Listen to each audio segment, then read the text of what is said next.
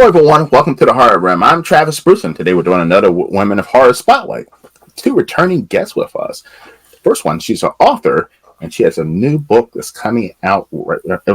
Coming out right now through Undertaker Books, and it's called 98 Sabers. I have with us Elizabeth Broadbent. Elizabeth, welcome back to the Horror Room. Hi, Travis. Thanks for having me. It's a pleasure. Another one. Listen, good friend of mine from back in the beginning. She's an author, and she's with Undertaker Books, and she's also the editor on Elizabeth's new book. I have with us Rebecca Cuthbert. Rebecca, welcome back to the Horror Room. Thank you so much. Thank you for having us on. It's a pleasure.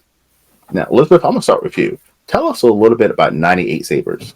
Well, 98 Sabers is, y'all know what Skinwalker Ranch is. It's a paranormal hotspot out in Utah, where they have allegedly a portal of some sort. They're an interdimensional portal.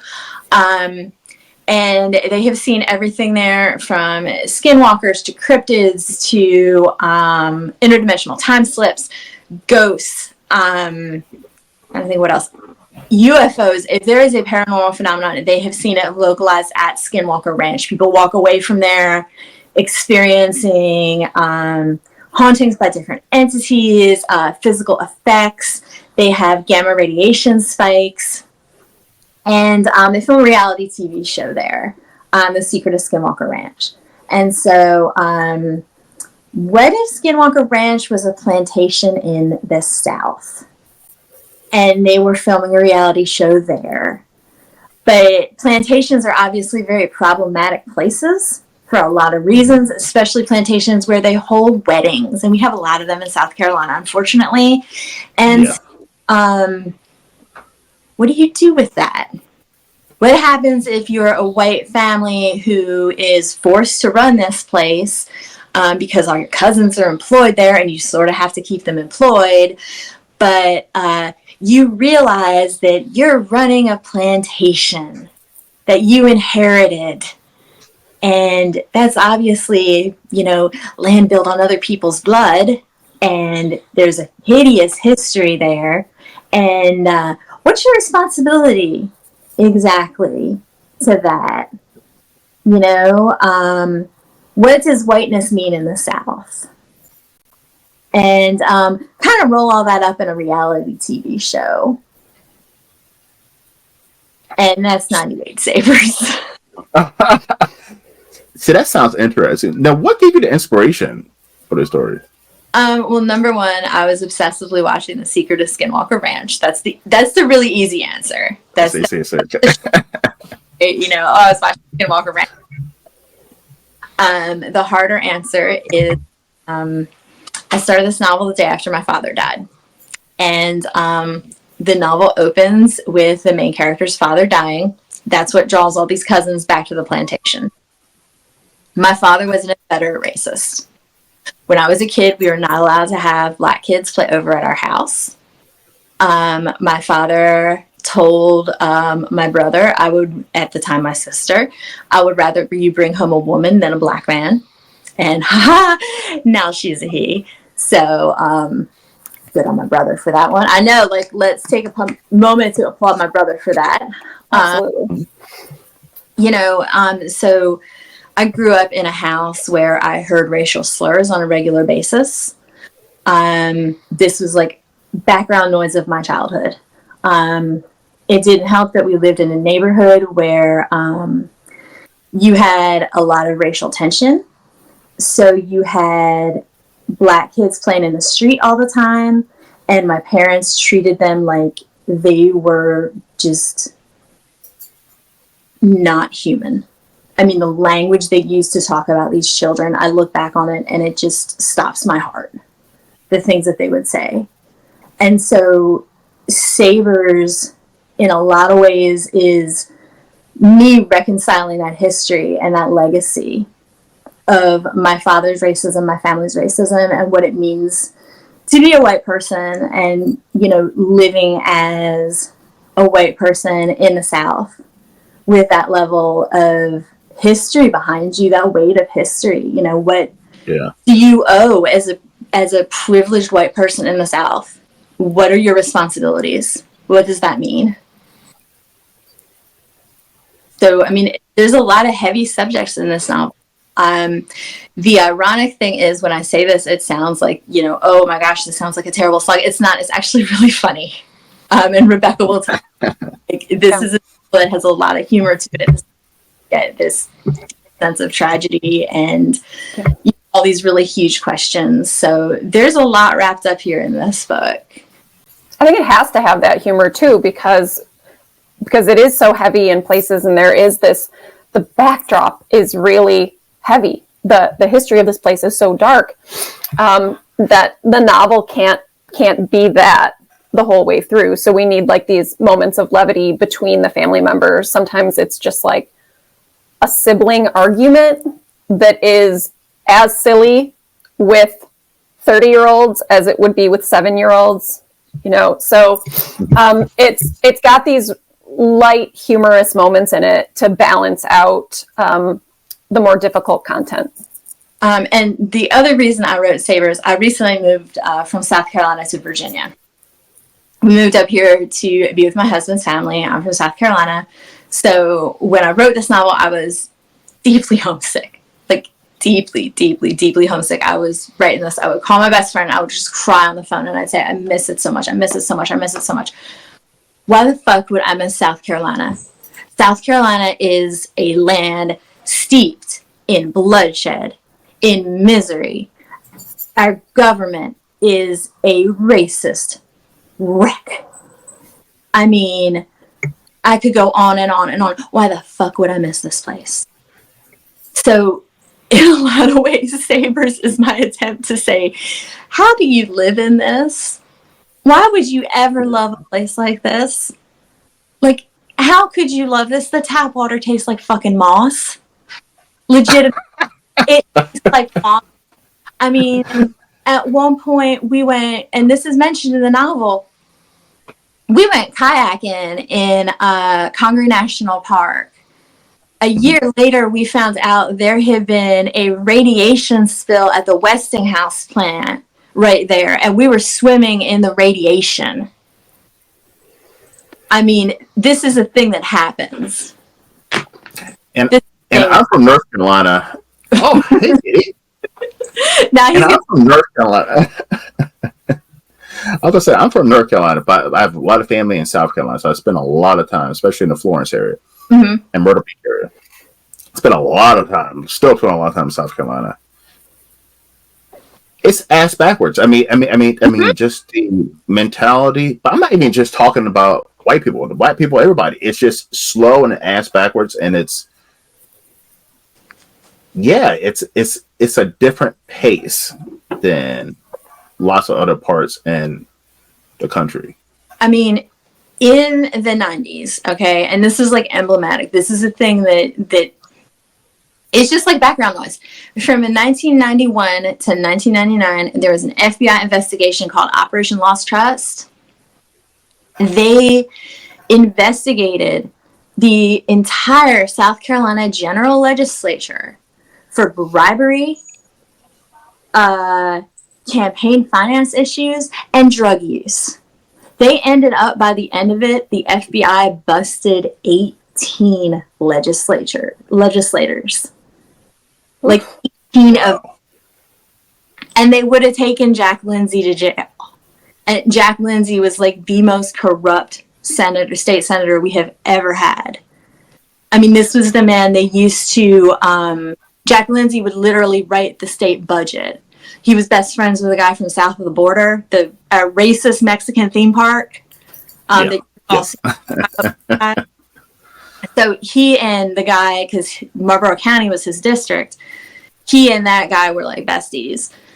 So they would throw these huge parties for all the legislators. And all the legislators would go to the party. And while they were all at the party with the drugs and the women, Jack Lindsay would write the budget for the entire General Assembly. And like, that's how it was done. This happened through the 80s and like the early 90s. Now, who's the politician who's part of the clan? Is a Klansman and he owns the barbecue chain that I ate there, and I didn't know. I didn't know it was owned by a Klansman, and I got so fucking sick.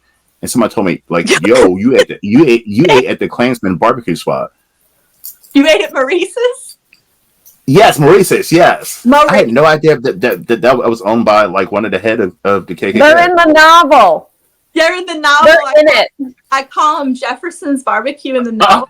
Dude, but they're in there. My black ass ate at the Klansman barbecue spot and didn't know it was owned by the Klan. Leave a bad Yelp review.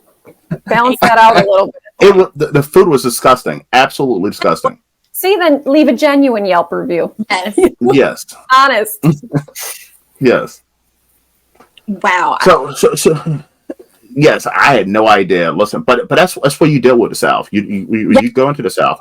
People up north doesn't know how the South works, but the South, you could have racist people smile you right in your fucking face, dealing with you right now, and you don't even know.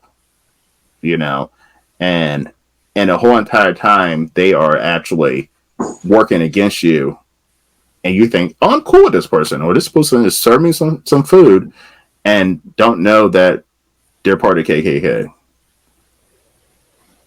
Yeah. And probably spitting in your food. And that's why I think half of my food. Travis? What was that? Walk into the restaurant. No, they had a drive-through too, which I thought was interesting because I was at I was in Columbia. Oh my God, you went to the one? Oh my God. One in Columbia. What was that? Do you know which one? Like which oh my God. You didn't go to the big one, did you? Because that's the one that flew. No, it was the one near the convention center. Because I was there. South Carolina had its first horror convention last year, but this is second year. But I went to the first year, and I was like, damn, I'm hungry. And I was driving back to Florence, and I was like, oh, well, what is this place? It's a barbecue spot with a drive-through. Let me check this out. That one doesn't fly the Confederate flag outside. That's why. No, I didn't see no Confederate flag. The one by the airport flies the Confederate flag. Wow. Yeah. Yes, everybody. If listen, Maurice's in South Carolina is owned by the KKK. So if you're a minority, do not eat from Maurice's. If you're a white person who's not a piece of shit, don't eat there. Yes, don't eat there either. Actually, had to be forced by the Supreme Court to integrate those. He was like the last holdout against integration. The Supreme Court had to force him to do it. Wow. He used a biblical defense of slavery. They didn't take those pamphlets out of his restaurants until the early 2000s. Jeez. Like until the early 2000s, allegedly, you could walk into Maurice's. I refuse to call it anything else, I swear to God. And you could pick up a pamphlet that included a biblical defense of slavery. And that existed. And like you tell people this and they're like, are you fucking kidding? And it's like, no, that was real. That's fucking real. Yeah. I had black family from South Carolina. They were like, you ate from where? I was like, yeah. They're like, what? Like, huh? Like, no black person eats from that place. They were like, they probably spit in your food. That's why you're just sick. I was so sick afterwards. I'm so sorry. I'm so sorry. I'm kind of because like, oh my God, I can't believe like the as a South Carolinian, it's like, oh my God, you fucking went through that drive-through as a black man. Like, oh my God. Like, you didn't do it. Like, I 1% did. Like I 1% did. Didn't know. Had no idea. And that's how South Carolina is. You just don't know. Like, you don't know if you're walking into Klansman territory. You really don't. Unless they're flying that flag, and like you said, unless they're flying the flag. Yeah, that's not because I know where you were. You were the one right on Assembly Street, right there. Yep. They don't fly. No, and speaking of South of Border, there's a video right on a heart rim of me doing a walkthrough of the South of Border. I did not know that was owned by. Oh yeah.